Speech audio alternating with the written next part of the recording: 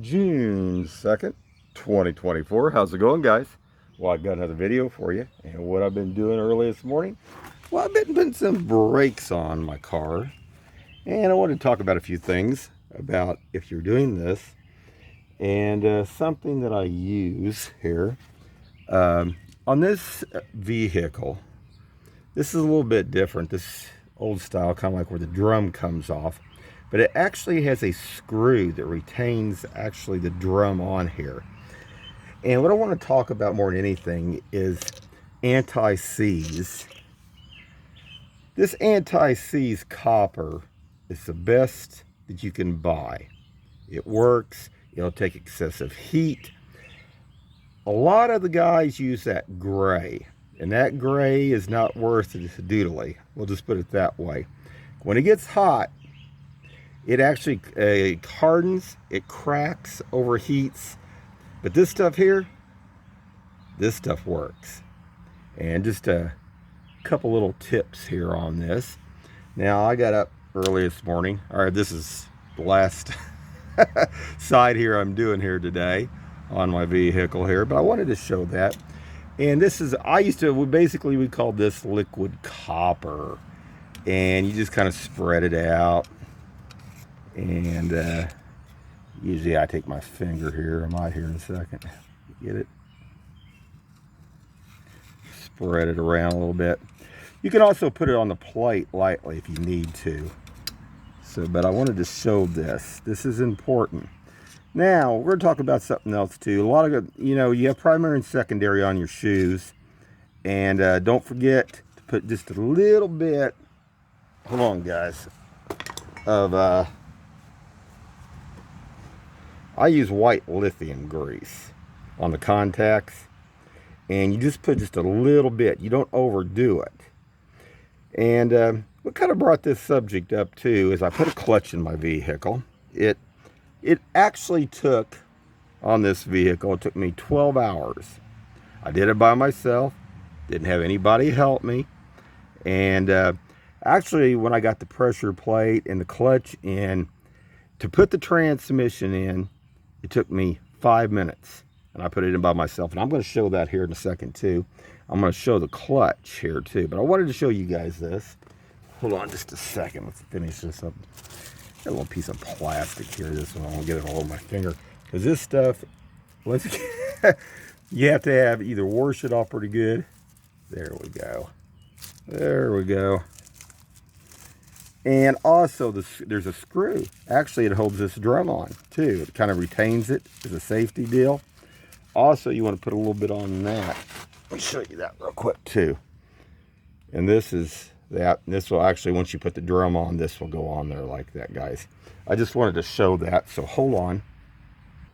Okay, guys. And there's the transmission down in there. And like I say, it took me about 5 minutes. Once I had the pressure plate and the clutch in there and torqued and everything, it took me about 5 minutes by myself to lift it up, put it in there. Not too bad. Also put some new CV joints on this, as you guys can see too. That's another thing I wanted to talk about. All the vehicles I ever did, I studied basically engine rebuilding. That was my specialty in electronics, basically, troubleshooting. And this here, I'd never done a front-wheel drive vehicle. I've done like big trucks, put clutches in, Ford, Chevys, and the rest. But this was a piece of cake, guys. And if you have to do it, I mean, you do have to have a few tools. And another thing I wanted to talk about too is impact. The Harbor Freight makes an impact. It's a mini. I'll show it here in a second here, if I don't run out of time.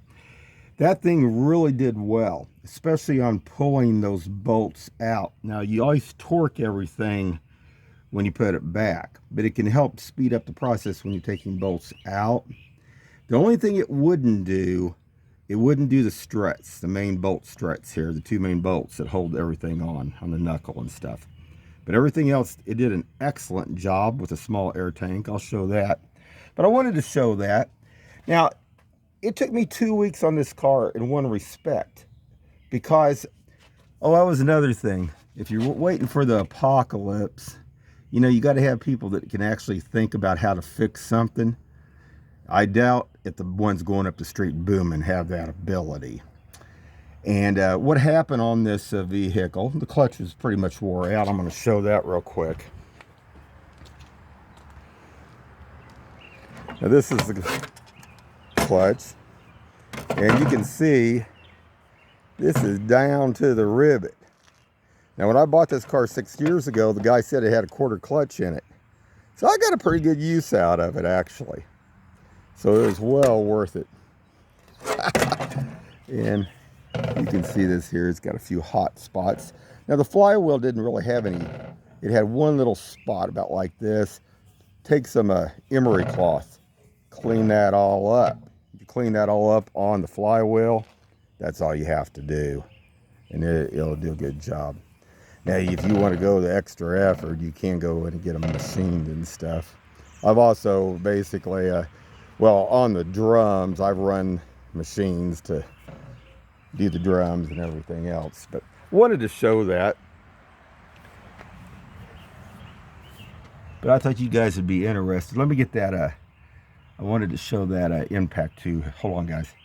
Okay, guys. Now, this is that Earthquake XT. It was about $80. And man, it is worth every penny. I mean, because it made things a lot easier. And we have a small air tank. I'll probably show that later. Let's see, hold on just a second. Okay, guys, this is a 6-gallon McGraw. At a 150 PSI max. Definitely worth this too. It has been a handy little thing. But it operated that impact excellent. No problem whatsoever. All right, guys, we're going to wrap it up here in a second here. But that Earthquake XT, definitely worth getting. And why I wanted to get this, because the only thing I really was concerned about was getting these bolts out of the flywheel when I took this off. And I didn't want it to spin. I thought, well, I wonder if, you know, this would be hard if you, because, you know, they were showing that you'd have to hold it with a flywheel holder. Nah. This here, I buzzed those off because they were only torqued. I think they were like 17, 18 foot-pounds. And this thing did an excellent job. Now, you don't use an impact when you put this stuff back on. But, like I say, this definitely was well worth it. And what I was going to say on this vehicle, I went downtown. A while back I talked about I went down by Prospect and Troost. And it wasn't to see the drug dealers or the hookers down there. Actually, there was a guy down there that was a welder. And the fork on this was cracked. Now, why wouldn't you just replace the fork? Well, I couldn't find the fork. I spent over a week, almost 7 days. I talked to people in Australia. I talked to people in England. I went all the way around the world and back, guys. eBay shows that they have it, but it's actually for a Swift. This is a 2.3. That was a 1.8. So, and couldn't find the brass bushings either. Now, the brass bushings were still fairly good in this thing. And, I mean, they built one good vehicle in that sense. So, I had an idea. We went old school. I bent the fork back myself, heated up, bent it back. And then I took it down to the guy, basically, that welded it for me. And I think his name, I think it's a JFab Welding. JFab Welding. Man, he welded that thing in about 2 minutes. And a really good fair price too, guys. So if you need any welding done, check him out down on Truth, JFab Welding. I'm pretty sure that's what it was called. If not, I'll do another video on it. But not too many guys can bend stuff back and eyeball stuff. You have to have that touch. And engine rebuilding. Another thing I caught my ear a while back.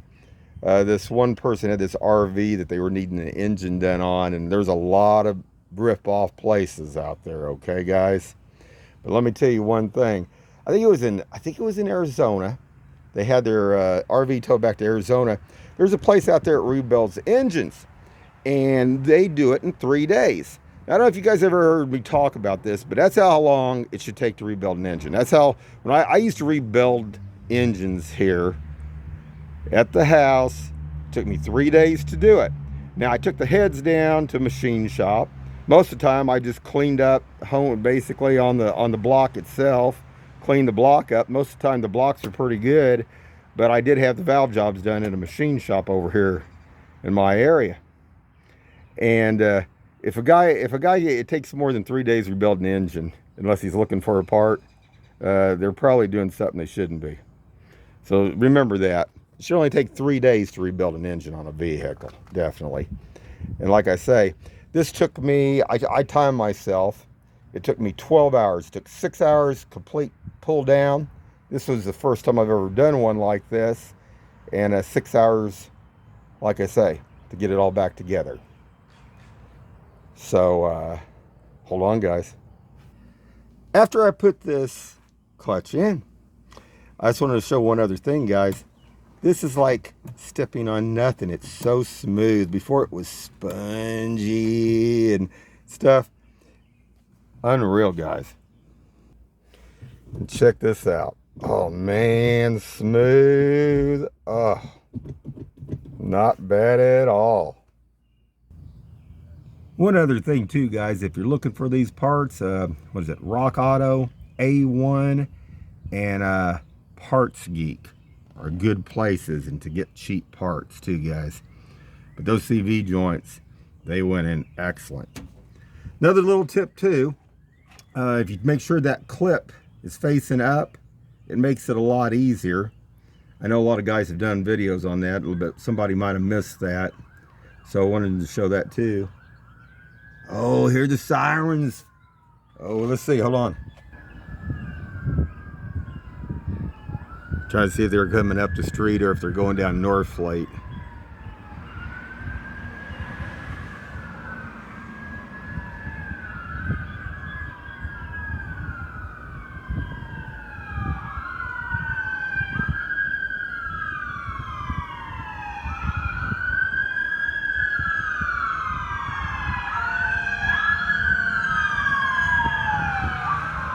Well, there we go. Another one here in Independence, Missouri. See what else is going.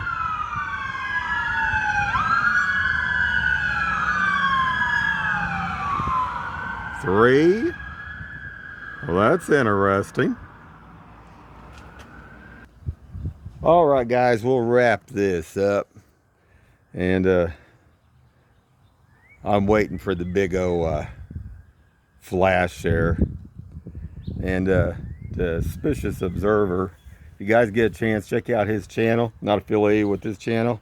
He gives great information about what's coming here. And I will be one of the ones that will be seeing that. And maybe sometime me and my son will get out to Colorado to see you guys. Anyway,